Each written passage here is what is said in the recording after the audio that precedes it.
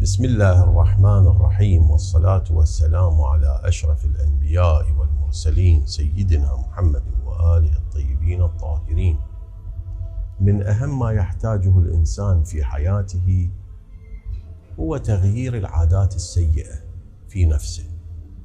كل إنسان أو أكثر من في البشر لا يخلو من عادات سيئة يتصف بها، والإنسان عارف بهذا.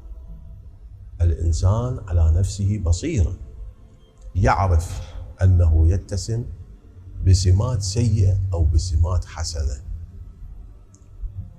ولا يكاد يخلو إنسان غير معصوم من عادات سيئة. هذه العادات السيئة متراكمة مترسخة في النفس حتى صارت عادة، لأن للإنسان نوعين من العادات: عادات يعبر عنها بالعادات الفطرية، هذه تولد معه ويتوارثها من أبيه ومن أمه ومن أجداده، وبعض العادات يعبرون عنها بالعادوية، يعني مكتسبة، عادات يكتسبها الإنسان من خلال احتكاكه بالآخرين، من خلال تعلمه، من خلال ملاحظاته في الخارج وما يشهده من أحداث. قد يتعود ببعض العادات السيئة. العادة السيئة إنما تكون عادة بعد المواصلة والاستمرار عليها، فالإنسان قد يعتاد على فعل شيء سيء حتى يكون له طبع يعبرون عنه بأنه طبع ثاني، هذا غير الطبع الأول الفطري، الطبع المزاجي. هناك طبع ثاني هو ناشئ من العادة، وقد ورد في الأحاديث الشريفة أن للعادة على كل إنسان سلطان، يعني لها قوة لا يمكن للإنسان أن يتحرر منها إلا بصعوبة، إلا بمجالدة وتهذيب وتربية مستمرة. فعلى الإنسان الذي يريد أن يغير نفسه أن يقتلع من نفسه العادات السيئة، لأن العادة السيئة من أهم موانع التقدم في الإنسان، من أهم موانع التطور في الإنسان والارتقاء نحو الأحسن.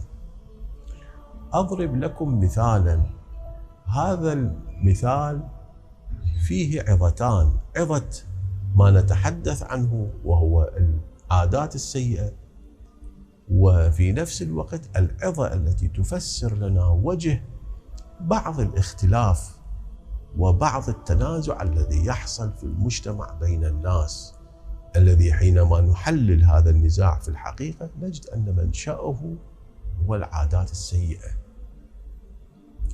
في الغالب نلاحظ هناك نوع من الاختلاف بين جيلين، بين الجيل الكبير والجيل الشاب. الجيل الكبير غالبا يأبى التغيير ويأبى تبديل الأمور من حال إلى حال، بعكس الجيل الجديد، فإن الجيل الجديد جيل الشباب غالبا هم أسرع تقبلا للتحديث وللتطوير وللتغيير، بينما الجيل الأسبق منه أو الجيل القديم غالبا ما يتأبى عن التغيير والتطوير. ربما بعض التغيير له حكمته، يعني بعض الرافض الكبار حينما يرفضونه لهم الحق في ذلك، لأن ليس كل ما يراد تغييره هو صحيح في نفسه، ولكن بشكل عام نلاحظ بأن الشباب، جيل الشباب، أسرع تقبلا للأمور الجديدة، للأمور المتغيرة، بعكس جيل الكبار، فإن الكبار يتعذر عادة أو يصعب عليهم عادة تقبل الجديد. ما هو السر في ذلك؟ لذلك نلاحظ نحن في كثير من الأحيان هناك اختلاف وتفاوت في التفكير بين الجيلين، اختلاف وتفاوت في حتى طريقة اللبس، طريقة الطعام، طريقة الشراب، طريقة الكلام.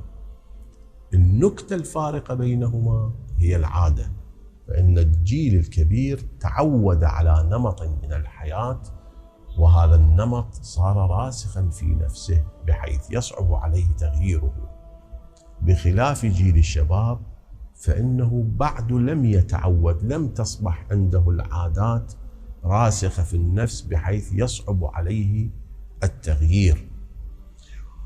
ولذلك نقول بأن الإنسان لو أراد أن يغير عاداته السيئة فليبادر بتغييرها قبل ترسخها، لأنها لو ترسخت صارت طبعا ثانيا فيه، وحينئذ القساوة والشدة والإرادة تكون أقوى في التغيير، لابد أن تكون أقوى حتى يتمكن من التغيير. فإذا بادر الإنسان وراقب نفسه أولا وأوجد في نفسه الحصانة الذاتية لعدم تقبل العادات السيئة، وهذه نقطة جوهرية في نفسها تحتاج إلى كلام مفصل. عليه أن يحصن الإنسان نفسه حتى لا يكتسب العادات السيئة. الخطوة الثانية أنه لو اخترقته بعض العادات وصارت عنده عادة فليبادر بتغييرها في أوانها، ولا يترك هذه العادة تترسخ في نفسه، لأنها لو ترسخت سوف يصعب عليه أن يزيلها من نفسه. وواضح أن العادات السيئة تقود حياة الإنسان إلى مزيد من الشر، وتقوده بالآخرة أيضا إلى النار والعياذ بالله. فلو أراد الإنسان أن يطور نفسه وأن يرتقي إلى الأفضل عليه أن ينتبه لنفسه، يشوف شنو هي العادات السيئة التي اكتسبها من الآخرين، اكتسبها من الخارج، ويجتث هذه العادات من نفسه.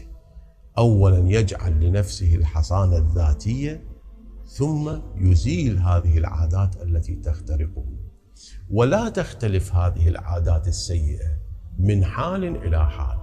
العادات تشمل حتى نوع اللباس، لون اللباس، قصة الشعر مثلا، لون الشعر، طريقة المأكل، طريقة الملبس، طريقة المشي، طريقة الكلام، طريقة الضحك مثلا. هذه كلها تعتبر عادات، وفيها ما هو حسن وفيها ما هو سيء. فعلى الإنسان العاقل أن يتحلى بالعادات الحسنة ويجتث من نفسه العادات السيئة، ليكون إنسانا كاملا في طريق هداه ورشده وسعادته. والحمد لله رب العالمين.